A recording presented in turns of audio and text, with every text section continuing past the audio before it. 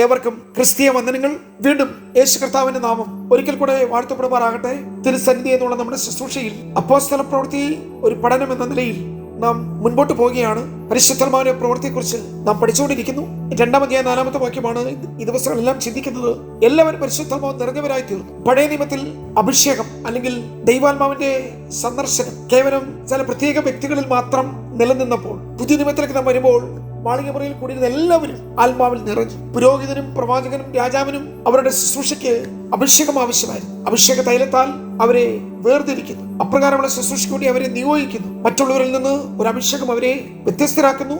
അപ്പോൾ തന്നെ ഒരു വേർപാട് ഈ ശുശ്രൂഷന്മാർക്ക് ഉണ്ടാകുന്നു. ഇപ്രകാരം ശുശ്രൂഷ നിയോഗം ലഭിച്ചിരുന്നവർക്ക് എല്ലാം അവരുടെ മേൽ ദൈവാത്മാവിന്റെ പ്രവൃത്തികൾ നടക്കുന്നു എന്ന് നാം വായിക്കുകയും കാണുകയും ചെയ്യും. എന്നാൽ പുതിയ നിയമത്തിൽ നമുക്ക് കുറച്ചുകൂടെ വ്യത്യസ്തമായി ദൈവാത്മാവിന്റെ പ്രവൃത്തികളെ കാണുവാൻ കഴിയുന്നു. പുതിയ നിയമത്തിൽ നാം എല്ലാവരും പുരോഹിത വംശമാണ്. ദൈവം നമ്മെ രാജാക്കന്മാരും പുരോഹിതന്മാരും ആക്കി തീർത്തിരിക്കുന്നു എന്ന് നാം വായിക്കുന്നു. അപ്പോസ്തലന്മാർ അവരുടെ ലേഖനങ്ങളിൽ രാജകീയ പുരോഹിത അഭിഷേകത്തിന് അല്ലെങ്കിൽ വിശ്വാസികൾക്കുള്ള സ്ഥാനീയതയെ ഊന്നി പറയുമ്പോൾ രാജകീയ പുരോഹിത വർഗമെന്ന് സംബോധന ചെയ്യുന്നു. എന്താണ് ഇതിന്റെ ആശയം? അർത്ഥമെന്താണ്? ദൈവം നമ്മെ ഭരിക്കുമ്പോൾ നാം രാജ്യമാണ്. ഒന്നുകൂടെ വ്യക്തമാക്കട്ടെ, ദൈവത്തിന്റെ ആധിപത്യം അല്ലെങ്കിൽ ക്രിസ്തു നമ്മുടെ അധികാരിയായി, നമ്മുടെ ജീവിതത്തിന്റെ സകലത്തിന് ആധാരമായി ക്രിസ്തു നമ്മളിൽ വാഴുമ്പോൾ, നമ്മെ ഭരിക്കുമ്പോൾ നാം അവന്റെ രാജ്യമാണ്. എന്നാൽ നാം രാജാക്കന്മാരുമാണ്. എന്തുകൊണ്ട്?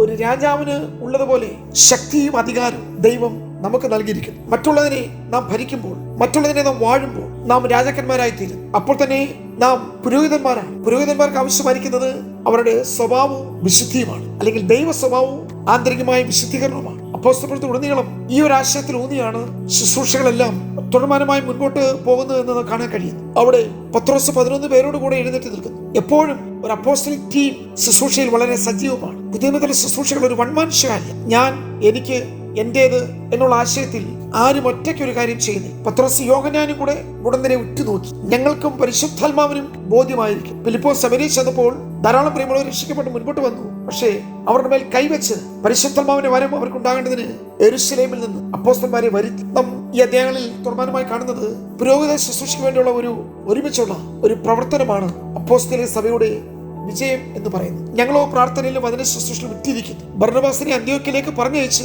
അവിടെയുള്ള ദൈവകൃപ കണ്ട് മനസ്സിലാക്കുവാൻ ബർന്നബാസ് കടന്നു പോകുന്നു. മേശമേലുള്ള ശുശ്രൂഷയ്ക്കും ഒരു കൂട്ടം ഡീക്കൻസ് അവർ ഭൗതിക കാര്യങ്ങളിൽ വ്യാപൃതരാവാൻ വേണ്ടി തെരഞ്ഞെടുത്തതാണ്. പക്ഷേ അന്ന് വ്യാപരിച്ച അഭിഷേകത്തിന് ഒരു പ്രത്യേകത, മേശമേൽ ശുശ്രൂഷിക്കാൻ നിയോഗിക്കപ്പെട്ടവർ വളരെ ശക്തിയോടും അധികാരത്തോടും ദൈവദിനം പ്രസംഗിക്കുന്നവരായി പ്രഘോഷിക്കുന്നവരായി മാറുക മാത്രമല്ല, അവരുടെ ജ്ഞാനത്തോട് തർക്കിച്ച് അവരെ ജയിക്കുവാൻ യഹൂദ മതത്തിന്റെ മേലധികാരികൾക്ക് കഴിഞ്ഞില്ല. പ്രിയമുള്ളവരെ, ആ ഒരു ശുശ്രൂഷയുടെ തലം അല്ലെങ്കിൽ നമ്മുടെ രീതി എന്ന് പറയുന്നത് പൗലോസിന്റെ ശുശ്രൂഷയിലും തുടർമാനമായി കാണാൻ കഴിയും. തന്നോടുകൂടെ എപ്പോഴും ഒരു അപ്പോസ്റ്റലിക് ടീം, ശീലാസ് മുതലായ പ്രവാചകന്മാരുടെ ഒരു ഗണം അവർ ഒന്നിച്ച് ഉപവസിച്ചും പ്രാർത്ഥിച്ചു കൊണ്ടിരിക്കുമ്പോൾ പൗലോസിന്റെ കൂടെ തീമോഥെയോസ്, തീത്തോസ്, എപ്പഫ്രാസ്, തിഖിക്കോസ്, അപ്പല്ലോസ്, അക്വില, പ്രിയമുള്ളവരെല്ലാം അപ്രകാരമുള്ള ഒരു ടീം മിനിസ്റ്റർ. ഒറ്റയ്ക്ക് നിന്നുകൊണ്ട് ഞാനിതെല്ലാം ചെയ്യാം എന്നുള്ള ഒരു ശൈലി അപ്പോസ്തലിക കാലഘട്ടത്തിൽ ഇല്ലായിരുന്നു.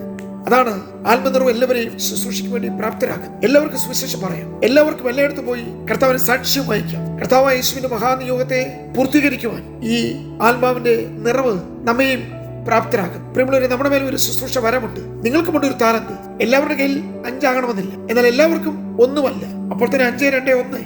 ആർക്കും കർത്താവ് ഒന്നും കൊടുക്കാതിരുന്നിട്ടില്ല. എല്ലാവർക്കും ഉണ്ട്. നിങ്ങൾക്കൊരു വിളിയുണ്ട്. നിങ്ങളുടെ മേൽ കർത്താവിന്റെ ഒരു നിയമനമുണ്ട്. ഒരു വലിയ വേലയ്ക്കായി കർത്താവ് നിങ്ങളെ തിരഞ്ഞെടുത്തിരിക്കുകയാണ്. പ്രിയമുള്ളവരെ, ഈ ശുശ്രൂഷ ആത്മനിറവിൽ അല്ലെങ്കിൽ ആത്മനിയോഗത്താൽ ചെയ്യുന്നതാണ്. ഇന്ന് അതിന് പകരം സ്ഥാനത്തിനാണ് ശുശ്രൂഷ. ഏതെങ്കിലും പദവി, പ്രസ്ഥാനത്തിന്റെയോ സംഘടനയുടെയോ ഔദ്യോഗിക പദവി, ആ പദവിയിൽ എത്തിച്ചേരാനുള്ള തത്രപ്പാട്, അതിനുവേണ്ടിയുള്ള കുറുക്കുവഴികൾ, ആ ഒരു അധികാരം കൈവശമാക്കി അത് നിമിത്തം സ്ഥാനം നിമിത്തം ലഭിക്കുന്ന ശുശ്രൂഷകൾ, പ്രിയമുള്ളവരെ, അതിന് വേദവസ്തുവുമായി ബന്ധമില്ല. ഇത് ശുശ്രൂഷ ഒരു നിയോഗമാണ്, ഒരു ആത്മഭാരമാണ്, ഒരു വേദനയാണ്. പൗലോസ് പറയുന്നു, അവർ രക്ഷിക്കപ്പെടണമെന്നുള്ളത് എന്റെ ഹൃദയത്തിന്റെ വാഞ്ചയാണ്. ക്രിസ്തു നിങ്ങളിൽ ഉരുവാകണമെന്നുള്ളത് ഞാൻ അതിനുവേണ്ടി ആശിക്കുകയാണ്. ഞാൻ പ്രസവ വേദനപ്പെടുന്നു എന്ന് അപ്പോസ്തലൻ തന്നെ പറയുന്നു. സർവ സഭകളെ കുറിച്ചുള്ള ചിന്താഭാരം. എനിക്കിനി അടുത്ത ദിക്കുകളും പോണം. ഇനി ഇവിടെ സ്ഥലം ശേഷിച്ച് ഇരിക്കുകയല്ലായാൽ മറ്റുള്ള സ്ഥലങ്ങളും പോയി കർത്താവിനെ സാക്ഷീകരിക്കണം. എനിക്ക് റോമയും കാണണം. റോമിൽ ഞാൻ സുവിശേഷം കൊണ്ട് എത്തിക്കും എന്നുള്ള പൗലോസിന്റെ